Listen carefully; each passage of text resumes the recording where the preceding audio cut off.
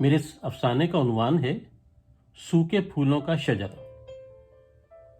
20 دنوں کی تلاش کے بعد سفر میں پہلی بڑی شاہراہ جس پر بلند و بالا کمرشل پلازا آسمان سے باتیں کر رہے تھے، پھر بائیں طرف سیدھی 2 کلومیٹر طویل درمیانی سڑک جہاں بھانت بھانت کی دکانیں موجود تھیں، پھر بل کھاتا ہوا سنگل روڈ جہاں گھریلو روزمرہ کی خریداری کا بازار، اور اس کے بعد برساتی نالا جس کی دوسری طرف والی سڑک جس پر برسوں سے صفائی نہیں ہوئی اور جہاں ویڈیو گیم اور ڈبو جیسی دکانوں میں بچوں کی بڑی تعداد گانوں کے بلند شور میں کھیلوں میں مصروف تھی۔ کالونی میں داخل ہونے کا یہ واحد راستہ طے کرنے کے بعد ناجائز قابضین کے بے ترتیب بنے ہوئے اونچے نیچے مکانوں کے پاس سے ہوتے ہوئے بے داغ چمکتی ہوئی سرمئی کار جیسے ہی تیسری دنیا کے ملکوں کے نصیب کی طرح ادھڑی ہوئی گلی میں داخل ہوئی تو پچھلی نشست پر بیٹھے ہوئے ڈاکٹر مسرور حشمت علی نے برا سا منہ بناتے ہوئے ڈرائیور سے پوچھا، کیا وہ یہاں رہتا ہے؟ جی صاحب۔ آنے کی اطلاع دے دی تھی؟ نہیں صاحب، پی اے صاحب نے کہا تھا کہ آپ انہیں سرپرائز دیں گے۔ گاڑی گلی کے اختتام پر رک گئی۔ ڈرائیور نے اتر کر سامنے مکان کا دروازہ بجایا۔ ایک 10 برس کا لڑکا نمودار ہوا۔ تیمور صاحب ہیں؟ لڑکے نے وہیں سے آواز لگائی، ابا کوئی ملنے آیا ہے۔ وہ یہ کہتے ہوئے گلی میں بھاگ گیا۔ چند ساعتوں بعد مشقت کے پسینے میں تر بنیان اور بدرنگ شلوار میں ملبوس بڑھی ہوئی داڑھی کے سبب اپنی عمر سے زیادہ دکھائی دینے والا شخص نکل کر آیا۔ یہ تیمور تھا، تیمور احمد قائم خانی، جو کہ بے داغ چمکتی ہوئی بڑی سی گاڑی کو اپنے گھر کے دروازے پر دیکھ کر حیران ہوا۔ اس نے ڈرائیور سے پوچھا، کس سے ملنا ہے، کیا کام ہے؟ ہمارے صاحب آپ سے ملنا چاہتے ہیں۔ تیمور نے پچھلی نشست کی طرف دیکھا، قریب گیا، مگر اس کی آنکھوں میں شناسائی نہ ابھر سکی۔ وہ اجنبی لہجے میں بولا، جی فرمائیے۔ اتنی دیر میں ڈاکٹر مسرور حشمت علی گاڑی سے اترتے ہوئے بولے، تیمور تم نے مجھے نہیں پہچانا؟ میں مسرور ہوں، تمہارے بچپن کا دوست، تمہارا class fellow, government high school station road Shikarpur والا۔ ڈاکٹر مسرور کا ایک ایک لفظ تیمور کو ماضی میں دھکیلتا چلا گیا۔ اسے یاد آنے لگا، اسکول میں لگے نیم اور برگد کے درختوں پر چڑھنے سے لے کر ماسٹر چاچڑ کے ہاتھوں بیت سے پٹائی تک، اسکول کے پچھواڑے چڑیوں کے گھونسلوں میں انڈوں کی تلاش سے لے کر بورڈ پر مولانا غفور کا کارٹون بنانے تک، اور ہاف ٹائم میں مٹھل کی دکان سے اندرسے کی گولیاں اٹھا کر بھاگنے سے لے کر ددڑی والے کے کندھے پر بیٹھے ہوئے بندر کے بچے کو ستانے تک، اسے سب یاد آنے لگا۔ وہ یادوں کی سرشاری میں بے ساختہ مسرور حشمت کی طرف لپکا، ارے تم اور آپ گڈمٹ ہو کر اس کے حلق میں اٹک گئے۔ اپنی میلی ترنگ اور مسرور حشمت کے اجلے وقار کے درمیانی فرق کے احساس نے اچانک اس کے قدم روک دیے۔ وہ جھینپ سا گیا، احساس شرمندگی نے اس کی گردن جھکا دی۔ اندر آئیے۔ کیوں نہیں، میں تم سے دروازے پر کھڑے ہو کے باتیں کرنے نہیں آیا ہوں، بالکل اندر چلوں گا۔ تیمور کا گھر کیا تھا؟ گرہستی کو دوسروں کی نظروں سے چھپانے والی 4 دیواری تھی۔ 2 ٹوٹے پھوٹے کمروں اور سیدھے ہاتھ پر 2 چھوٹے چھوٹے دروازوں کے ساتھ ایک ہی چھپرا تھا۔ باورچی خانہ جہاں ایک عورت پیٹھ موڑے اس بات سے بے خبر کہ اس کے شوہر سے کوئی 35 سال بعد ملنے آیا ہے، کام میں مصروف تھی۔ گھر کی فضا آنکھوں سے اتر جانے والی جاذبے سے محروم ہی نہیں بلکہ صحن میں پانی کی موٹر کی مسلسل کھٹ کھٹ عجیب سا بے ڈھنگا شور بھی پیدا کر رہی تھی، جو کہ مسرور حشمت کے لیے کسی بھی لمحے ناقابل فراموش ہو سکتا تھا۔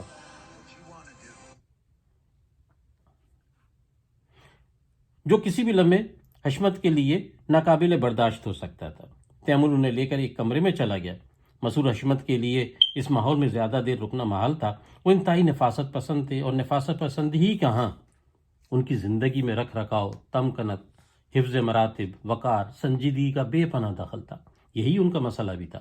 یوں کہنا چاہیے کہ ساری زندگی زمین سے 2 قدم اوپر چلتے ہوئے گزری۔ شکارپور نوجوان مسرور حشمت نے 35 برس پہلے چھوڑا تھا، اور اس بڑے شہر میں اپنے والدین کے ساتھ ایسا آیا کہ پھر پلٹ کر نہ گیا۔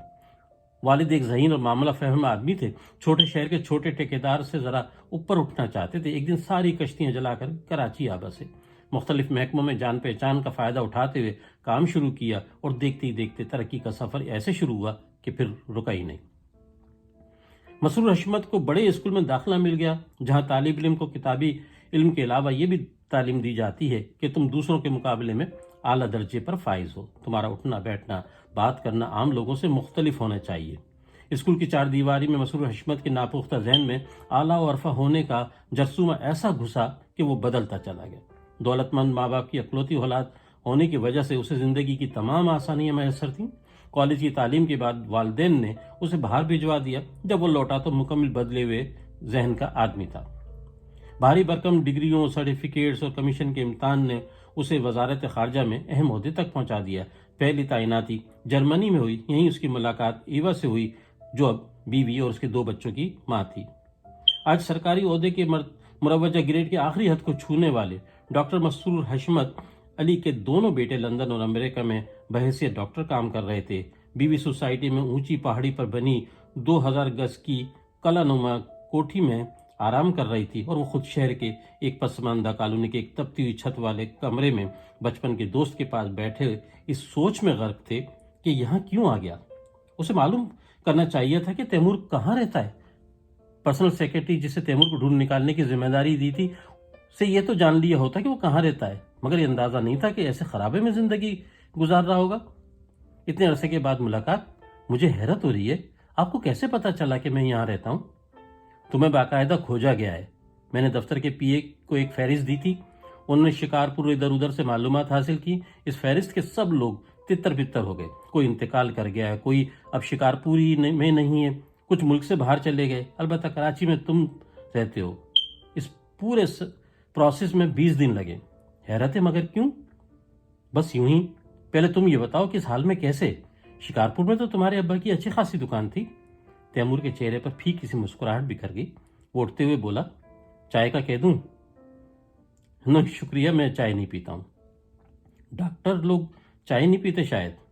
میں وہ ڈاکٹر نہیں ہوں۔ تیمور نے کیل سے لٹکی ہوئی قمیض کو گلے میں ڈالتے ہوئے پوچھا، پھر؟ باہر کی یونیورسٹی سے میں نے ڈاکٹریٹ کی ڈگری ایک مقالہ لکھ کر حاصل کی ہے، مگر میں تمہارے حالت کے بارے میں پوچھ رہا ہوں۔ موٹر کی کھٹکھٹ کی آواز اب بھی آ رہی تھی۔ مسرور حشمت آنے کی غرض و غایت بھول چکے تھے۔ وہ یہ بھول چکے تھے کہ 1 ماہ پہلے لندن کے ہسپتال میں ڈاکٹروں نے ان کے مکمل معائنے کے بعد کیا مشورہ دیا تھا۔ وہ یہ بھی بھول چکے تھے کہ یہاں آنے سے پہلے ان کے ذہن میں کیا کیا سوال اور کیا کیا باتیں تھیں جو بچپن کے دوست سے کرنا چاہتے تھے۔ اب صرف حیرت میں مبتلا تھے۔ مالی لحاظ سے مسرور اور تیمور کے والد برابر کی حیثیت رکھتے تھے۔ اگر تیمور کے والد نے اتنی ترقی نہیں کی جتنی اس کے والد نے کی، تب بھی یہ رہائش اور اس میں موجود سامان زندگی غربت سے نیچے کی لکیر کی نشاندہی کر رہا تھا، اور اب وہ یہ جاننا چاہتے تھے کہ ایسا کیوں ہوا۔ مسرور حشمت اپنے وقار، رکھ رکھاؤ اور سنجیدگی کے علاوہ خاصے جہاں دیدہ آدمی تھے۔ بیرون ملک ملازمتوں کے دوران مختلف لوگوں سے واسطہ رہا تھا۔ انہوں نے محسوس کیا کہ ان کے سوال پر تیمور کی گدلی آنکھوں میں نمی اتر آئی ہے۔ وہ بولے، کیا ایسا ہو سکتا ہے کہ تم یہ موٹر بند کروا دو؟ 4 دن کے بعد پانی آیا، بس ابھی تھوڑی دیر میں ٹینک بھر جائے گا، ورنہ پھر 4 دن بڑی تکلیف میں گزارنا ہوں گے۔ او سوری، پھر ٹھیک ہے، چلنے دو۔ ان کالونیوں میں مسائل زیادہ ہیں، اول تو بہتری آتی نہیں، اور اگر آتی بھی ہے تو بس اتنی جتنا اونٹ کے منہ میں زیرہ۔ میں یہی تو جاننا چاہ رہا ہوں کہ تم ایسی بستی میں کیوں رہ رہے ہو؟ اس لیے کہ اس سے زیادہ کی استطاعت نہیں رہی۔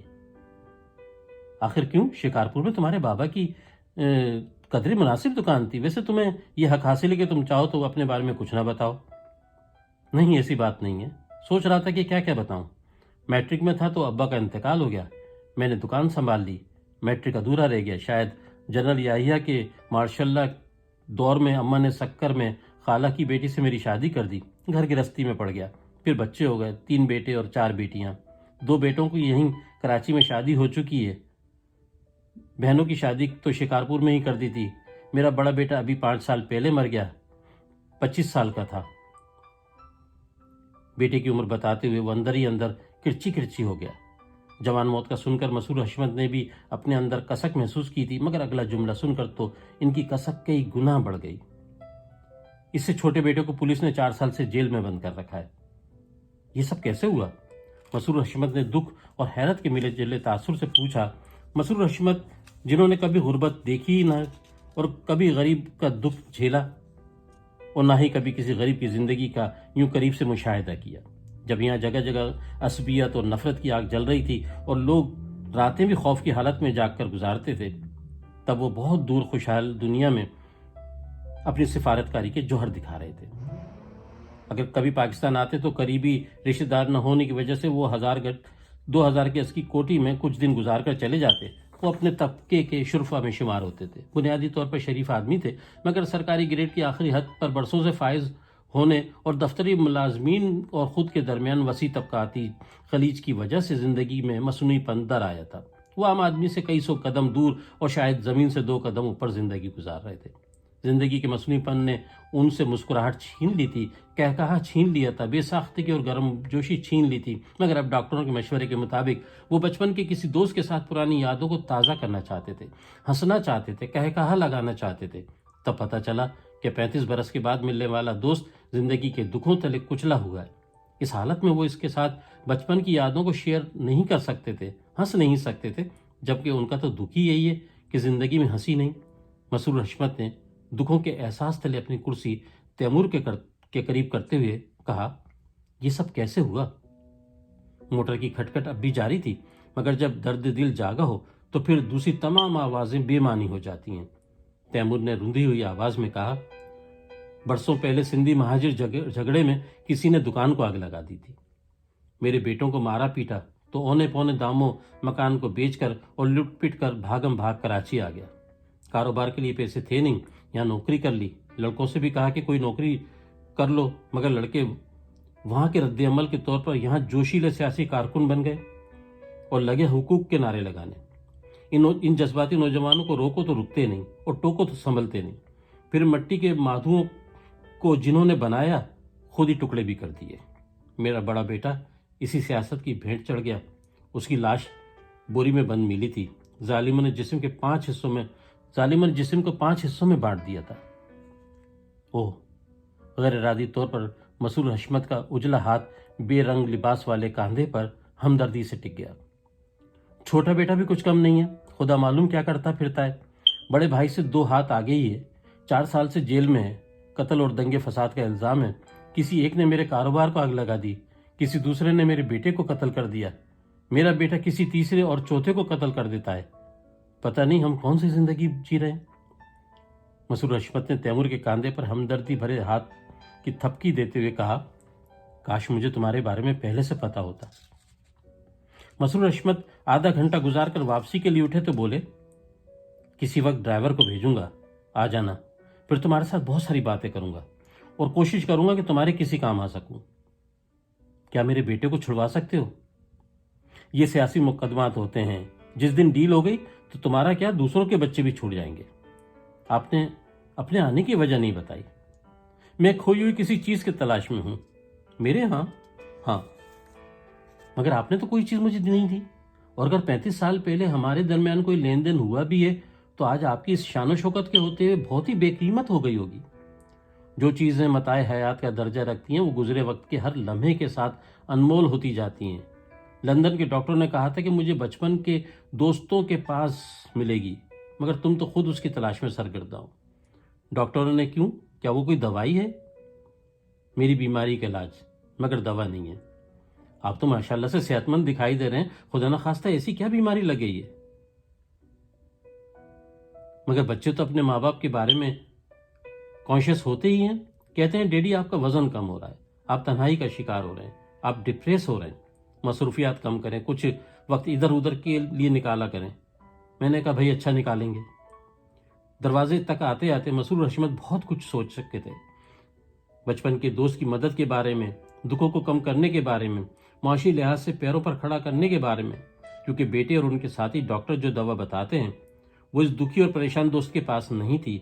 بھلا سوکھے پھولوں سے رس کیسے کشید کیا جا سکتا ہے؟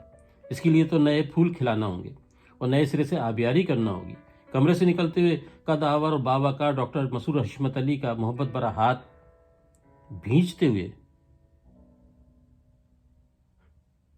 ہاتھ بجھے ہوئے تیمور احمد قائم خانی کے کندھے پر تھا۔ انہوں نے ڈرائیور کو آواز دی اور پوچھا، تم نے گاڑی سے پھل اتارے؟ ڈرائیور نے صاحب کے موڈ کو حیرت سے دیکھا اور جی سر کہتا ہوا ڈکی میں سے پھلوں کی پیٹیاں اتارنے لگا۔ سین میں پانی کی موٹر اب بھی کھٹ کھٹ کی آواز میں پانی کھینچنے میں مصروف تھی، شاید ٹینک اب بھی خالی تھا۔